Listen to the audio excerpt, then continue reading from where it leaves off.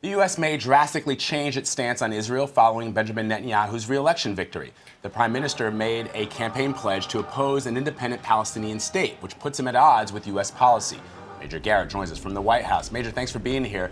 The United States has tried to negotiate peace talks between the Israelis and the Palestinians. How does this change those talks and our alliance with Israel?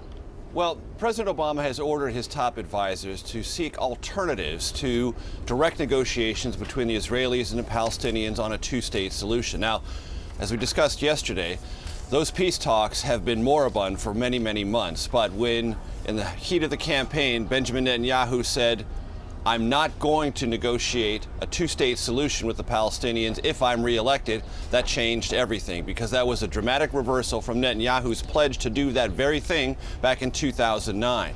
And it's been one of the things the United States and this White House have said to European critics of Israel and others to say, look, let's not disturb the peace process. Let's let the Israelis and the Palestinians negotiate this themselves. Well, now with Netanyahu saying he's not going to negotiate a two-state solution, the president has asked his team to come up with alternatives. One of them might be to allow the United Nations Security Council to do something it's been pressing for a good long time.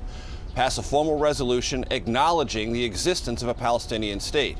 Now, no final decisions have been made on this, but if the United States goes down that road, it would dramatically alter its approach to creating a two-state solution.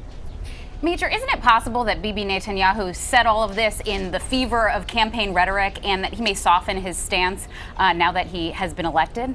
It is possible, but I talked to senior administration officials yesterday who are doubtful about that, and here's the reason why. Netanyahu will have to form a coalition government, obtaining 61 seats in the Israeli parliament known as the Knesset.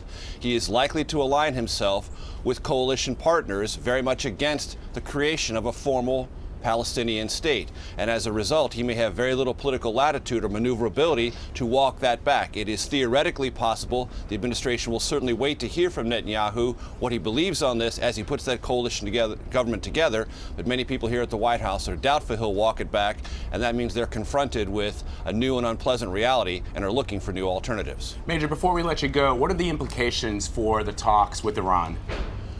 Well, the White House is putting up a brave face on that right now, saying Netanyahu was very critical in a joint session of Congress speech about the entire implications of an Iran nuclear deal, that this will have no effect on those talks. I think that is a concession to the reality that creating a deal with Iran is hard enough by itself, and if there is a deal, they'll wait and deal with Netanyahu's criticism later. And there are suggestions today in Switzerland that they will not meet the deadline this week and may have to push the talks all the way to March 31st to try to pursue that deal and then deal with a deal and whatever Netanyahu may say after it later. All right, a new peace playbook possibly for the Obama administration. Major Garrett, thanks. You got it.